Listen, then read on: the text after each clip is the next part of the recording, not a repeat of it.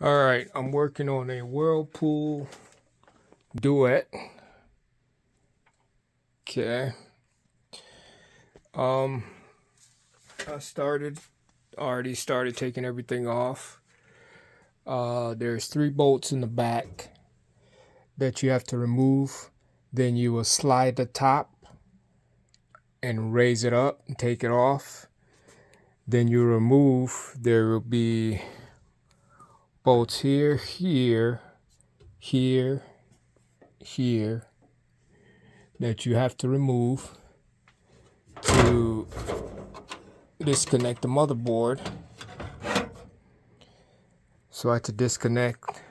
Once I remove that, I disconnect this wire, and there's a couple more down here. One right here, and also there was 2 right here. Now to get this